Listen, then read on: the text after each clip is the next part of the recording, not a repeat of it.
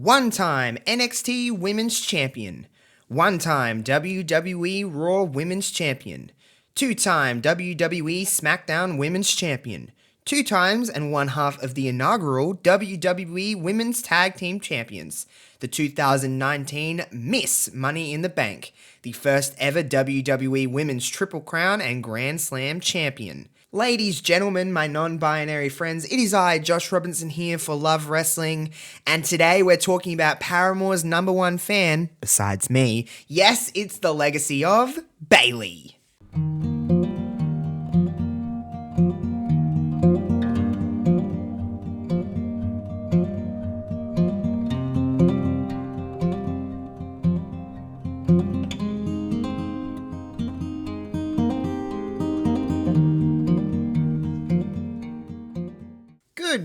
Good God, hasn't it been a minute since we've done the Legacy of, a show that I honestly never thought I would do again, but here we are. We're back for Season 3 of the Legacy of, and we're kicking things off here on this fine December Saturday with none other than Bayley. Now, we've got a big lineup of episodes coming up for you over the next couple of months here exclusively on Love Wrestling and Love Wrestling's YouTube, so stay tuned and stay into everything, but enough about everything, about what's coming back and what's kind of happening with Legacy of.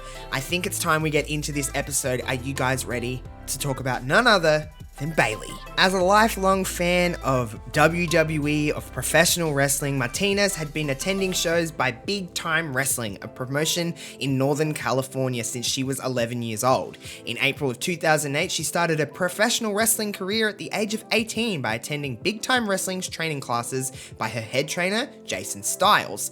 Now, she would continue on in the Big Time Wrestling scene in Northern California until 2012, when Martinez signed with WWE. She would make her WWE debut at NXT at a live event, wrestling under a mask as a luchadora for one match. She teamed with Paige and Charlotte to defeat Summer Rae, Audrey Marie, and Emma in a 6-woman tag team match. On March 20th, 2013, Bayley, first time using that name, made her NXT television debut in a loss to Paige. She would go through this kind of stage of becoming a character that we never really had seen in this light in WWE, a massive fangirl. She would hug everybody and become the hugger of NXT. I think when we think about early NXT days, I think we think of certain people. I think Paige comes to mind when it comes to the women's division. I think we think of people like Kevin Owens, Sami Zayn, Neville, Tyler Breeze, Paige, as I mentioned before, Summer Rae, Emma, and then we started getting into the kind of zone of the Four Horsewomen. I think we're going to talk about the Four Horsewomen. I know people are probably sick of hearing about the Four Horsewomen, but the Four Horsewomen of NXT really started to take shape in 2013, 14, 15, those kind of years, and I feel like for a long time we talked about Sasha and Charlotte and Becky, and Bayley was she was definitely in the four, but wasn't really talked about on the four. I feel like she wasn't talked about on the same level as the rest of the four, and we're going to talk about more about why in just a second. When it comes to Charlotte, Sasha, Becky, Bayley, it seems like at one point or another, everyone just seems to turn on Bayley in these four. Becky turned on Bayley, Charlotte turned on Bayley, Sasha even turned on Bayley at one stage or another. Everyone seemed to kind of link up, and why all of these women, like Charlotte would become the NXT Women's Champion, Sasha would become the NXT Women's Champion. Now, while Becky certainly didn't become the NXT Women's Champion, she had many one-on-one opportunities against Charlotte, against Sasha, to kind of do so. And while Bayley, again, was always included in the conversation, she was definitely talked about last. She was the kind of one that will just kind of it's Bayley, and she's fun, and she's the hugger, and she was gaining a lot of momentum in a time with NXT when wrestlers were getting over. And while she certainly was a great wrestler, she was very fun. She wore colors. It was something little girls could look up to in the NXT audience, when in a time where the female demographic was certainly different, and what we had to look forward to on the main roster was not the same in NXT. And for some 8-9-year-old girls, colors and the wacky inflatable Bayley buddies, or whatever they were called, that was kind of different, and it was marketed towards young women, and that's cool. Bayley was getting organically over. Now I'm going to fast forward here and kind of talk about NXT's kind of four horsewomen write-off, I guess you could call it. We all know the story. Sasha, Becky, Charlotte went to the main roster in middle of 2015. The Divas Revolution was starting, and Bayley was the one, I guess you could say at the time, left behind. She was the one that was left in NXT. I think it was by design. She was kind of the woman that they needed to build a division around. And I think we all know where I'm heading, and that is, of course, the infamous NXT Takeover Brooklyn, the very first NXT Takeover to take place outside of Full Sail University. Bayley and Sasha Banks would have what I consider one of the greatest matches ever, certainly one of the greatest women's matches, if not the greatest women's match ever, in a time in NXT when we were in a really special time, and I think it's really easy for us to say now, and it's great to look at things with 2020 vision and rose-colored glasses and kind of get to look back on things, but we were in a really special time where NXT was taking over the internet wrestling scene, at least, and kind of giving wrestling fans something to really sink their teeth into, and NXT was really special, and I think we were seeing a change with women in WWE, and this was, I think, while other matches may have, taken place beforehand that certainly lended their hand in changing things, this was the match that I feel like changed everything. It was perfect. The crowd, everything about that match was just like incredible. I don't think I can put into words about how much it really changed everything with NXT and NXT's women's division and WWE with women as a whole. And it really put Bayley on a map. She peaked. She was peaking as the top babyface of NXT. She was peaking as one of the top babyfaces of WWE. She would win the NXT Women's Championship from Sasha Banks in 2015 at that takeover event, and would hold that championship and kind of run the NXT Women's division right up until the early stages of 2016. Now, as NXT Women's Champion, she would work with people like Alexa Bliss, Nia Jax, Carmella, even Eva Marie, and Bayley had a wonderful match on an episode of NXT in late 2015. Yes, I am talking about that Eva Marie, but she would go on to work with the people like newer talent, like Alexa Bliss, who needed opportunities at these titles, especially when we had Charlotte, Sasha, and Becky go on to the main roster. There was this big void in NXT that had to be filled, especially when it comes to its women's division. Alexa Bliss stood up, Carmella stood up, Nia Jax stood up, Eva Marie stood up. These were the women that were kind of standing up to take part and stake their claim as why they should be talked about in the same sentence as the Banks, the Baileys, the Beckys, and the Charlottes of the world, because it was time. And Bayley was the one to get them through all of this kind of stuff. So Bayley would go on to early 2016 with the NXT Women's Championship, when she would run into, of course, NXT TakeOver Dallas with the then undefeated Asuka. And I think a lot of people were surprised that after 223 days as NXT Women's Champion, Asuka would make Bayley pass out. It was the end for Bayley's reign as NXT Women's Champion. Now, while she would go on to still work a few matches in NXT, at NXT TakeOver Brooklyn 2, she was granted a rematch with Asuka and would become unsuccessful in recapturing the NXT Women's Championship, and thus completing her run in NXT. Now, while on July 4th, 2016, Bayley technically made her debut at Battleground as a one-off appearance as Sasha Banks' mystery partner, defeating Charlotte and Dana Brooke, her official main roster debut came on the August 22nd episode of Raw, being established as part of the brand by Raw general manager Mick Foley. She challenged Raw Women's Champion Charlotte to a title match, and of course, the rest is history as we go.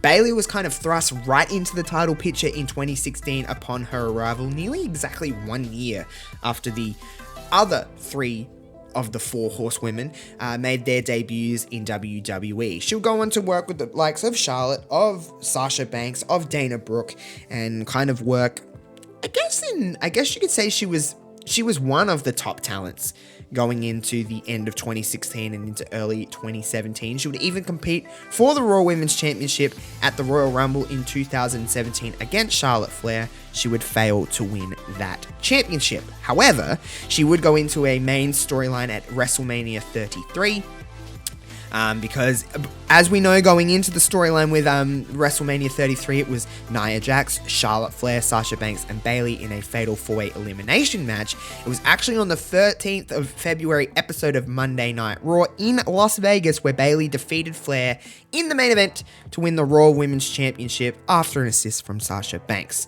So Bayley would become the Raw Women's Champion relatively quickly in the grand scheme of things, defeating Charlotte Flair, go into WrestleMania, and even successfully defend her championship at WrestleMania in a fatal 4-way elimination match, which we all know how they go, or how I have opinions on elimination style matches, but we won't get into that. This is about Bayley.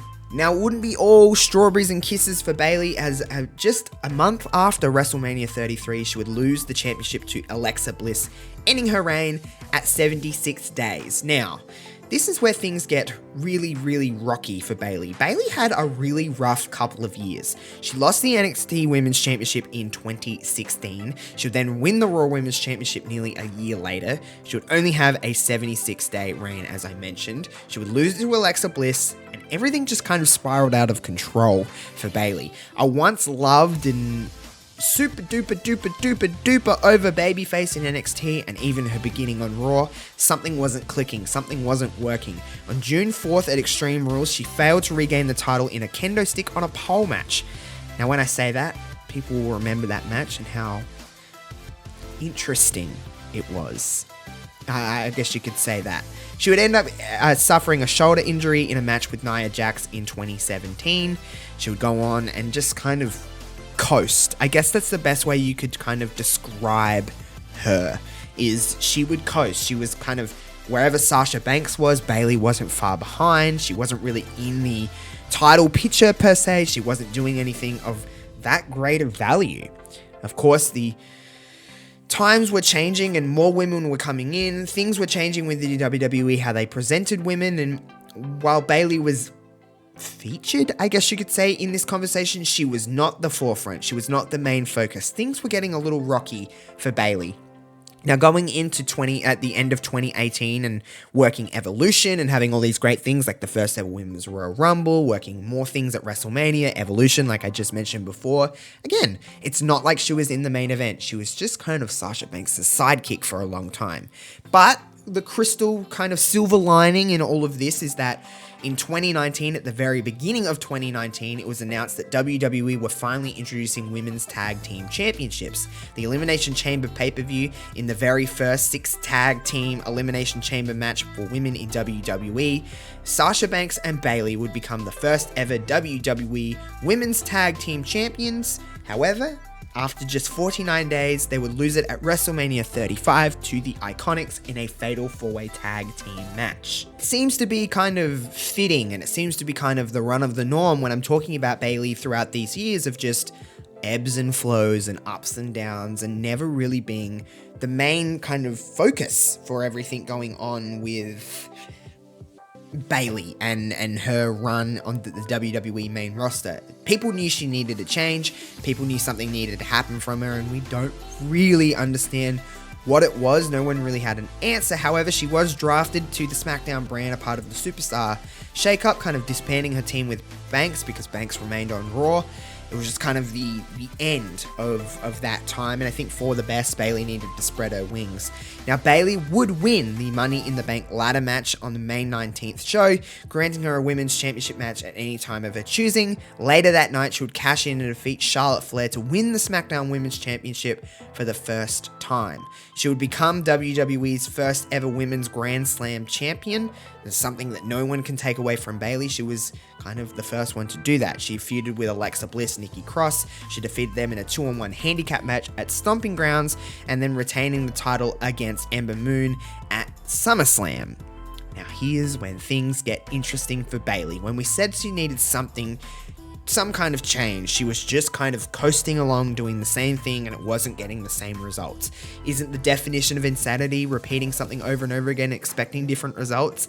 That's what Bayley was doing, just doing the same shtick, the same gimmick and everything like that. But it was on the September 2 episode of Monday Night Raw where Bayley helped Sasha Banks attack Becky Lynch with a steel chair, turning heel for the first time in her career. I really do think there was a time in NXT where even I think all of us thought this woman will never be a heel. She is too damn good as a babyface to ever be a heel.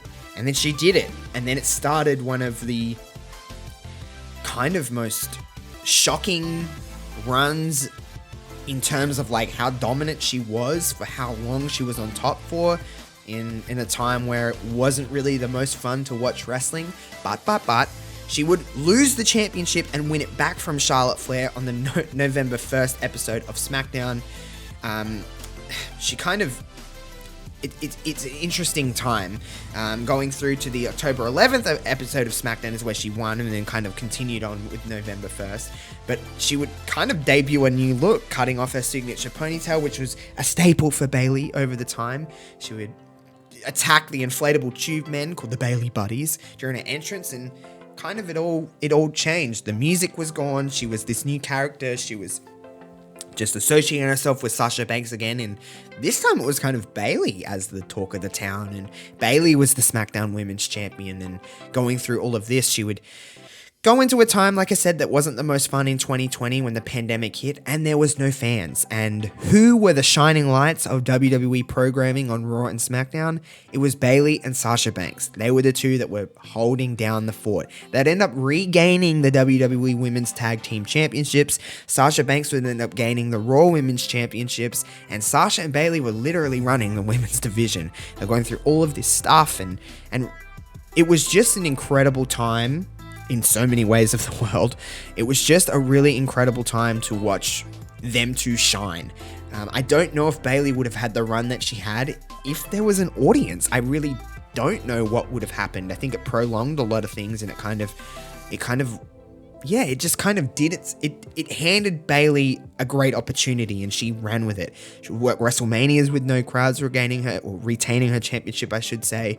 Like I said, winning the women's tag team champions. She was a double champion. She would run the kind of WWE calendar from April right up until when she lost the championship. And man, did she lose the championship in just amazing fashion. It was only 5 years prior to this that Bayley was the biggest babyface in NXT and Sasha was the biggest heel in NXT, and they had one of the greatest matches ever. And how the tides have turned with Bayley turning on Sasha and everything that happened there. I think a lot of people were waiting to see that finally happen, and she finally turned, and someone finally turned on the other, and we're finally getting a Bayley and Sasha Banks main roster program, like a proper feud that they continue on since their NXT days.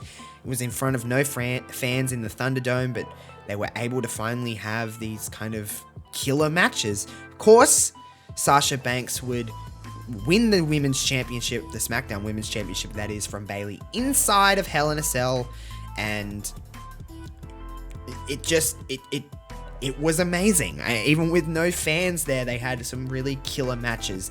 Bayley would try to regain the SmackDown Women's Championship unsuccessfully from Sasha, and that kind of ended their program and ended their time, and Bayley would go into other things with Bianca Belair, going into the Royal Rumble and trying to do other things in 2021. Now, like I said, she kind of went into working with Belair in the early part of 2021, and when Belair was able to win the Royal Rumble and go on to fight Sasha Banks and win the SmackDown Women's Championship, of course, her first program was with none other than Bayley. They had some really gangster matches. They ended up having a Hell in a Cell match in June of 2020, and they were announced that in July of 2021, I should say 2021, they were going to have an I Quit match, but of course, as history knows, that July 9th, WWE announced that Bayley had suffered a torn ACL during WWE training at the Performance Center. They would sideline her for 9 months. That's a long time. We speculated a lot of when's Bayley going to come back in 2022? Is she going to be ready by the Rumble? Is she going to be ready by WrestleMania? When is Bayley coming back? She was definitely vocal on social media. And in a time that's kind of changed in the last few months with WWE, of change of leadership and direction and everything like that, at SummerSlam, July 30, 2022, nearly 1 full year later, since being announced as injured, she finally returned, forming an alliance with Io Sky and Dakota Kai, and kind of going after Becky Lynch, Bianca Belair. We've seen how everything has happened with Damage Control. She's the leader of Damage Control. They've been on every Raw, featured on every Raw pay-per-views and everything above. going after. She's been unsuccessful in recapturing Raw Women's Championship gold with Bianca Belair, but Dakota Kai and Io Sky are the current WWE Women's Tag Team Champions. We're now finally seeing, as I speak, we're finally seeing a program between Becky Lynch and Bayley. It's the only two of the 4 horsewomen combo that we've never really seen a full program with. We've seen them wrestle here and there. There's never really been a full program with these women. Of course, we've seen at Survivor Series War Games, Bayley was a part of the first ever women's War Games main roster match, in a losing effort, I should say, against Team Bianca Belair. It's kind of been the gist of Damage Control a little bit, is they do take a lot of L's, but they are still a lot of fun, and I really like this group that Bayley is leading, and we're finally seeing Bayley in a role where she's comfortable, she's doing great work, and man, do I never want to see this woman as a babyface ever again, which is really, really weird to say. That's going to do it for this episode of The Legacy Of. We're finally at the end of this first episode back here in Season 3 here on Love Wrestling. What the heck? We're back. We're back in the grind of things. Speaking of the grind, what a great segue. Next week here, it is, of course, Christmas Eve. And what better way to celebrate Christmas but with The Legacy Of Sable. Ow. You boys ready for the grind? Yeah? Yeah? That's going to do us. I hope you enjoyed talking about Bayley. Of course, like, share, subscribe, all that good stuff. If you could pretty please leave a big, huge comment below here on Love Wrestling about how much you loved this episode of The Legacy Of, what you didn't love, what you did love, all of the stuff. Tell me all your favorite Bayley things. Tell me what you're looking forward to on this season upcoming of The Legacy Of. All of my info is at JoshRobinson_00 on Twitter. If you just go onto my Twitter page, you'll probably see all of that. Make sure you follow Love Wrestling on Twitter at LoveWrestlingCA. I think they're pretty much Love Wrestling CA across the board. You can pretty much find me across the board at JoshRobinson_00. Twitch, Instagram, Facebook, if you have that. All of the good stuff. But until next time, folks, I'm out of here. Have a good one. Bye.